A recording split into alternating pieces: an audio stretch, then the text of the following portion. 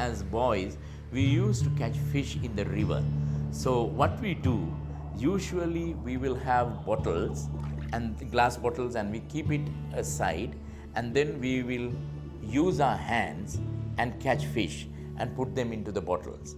And then after a while, we will have different bottles have different amounts of fish.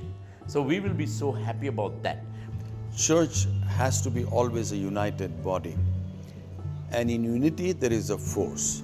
So bringing people together, forging solidarity, that is one thing we do.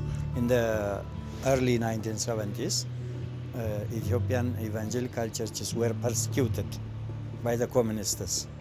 So that was really the cause of the evangelical churches, the reason they came together. But now, the Evangelical Alliance role is actually a different way of catching fish. What we used to do, we have something called sarong, which is a big cloth. So we hold that cloth together, few of us getting together, and then one go to the head of the river, and then he chase the fish down, and we are holding the cloth together, and we will get a huge catch of fish. Not only for the government's sake, but for our own sake, we need to be united. We need to be putting our efforts together. We need to be partnering together in sharing our resources, our expertise, our personnel, so that together we can accomplish a greater task. And it is unity not just for unity's sake. It is unity to have common reflection and then common united action on issues that concern us.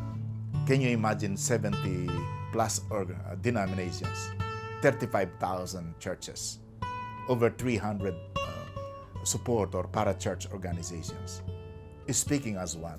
Partnering together with other national alliances around the world, there's probably lots of lessons that we aren't even aware that we could learn. The victories in Sri Lanka, the victories in Cambodia, the victories in China and elsewhere is also our victory, because we're part of the universal church of the Lord. And when we see and hear what's happening in the United States, in Canada, or in Guatemala, in Honduras, we celebrate that because we're part of one body.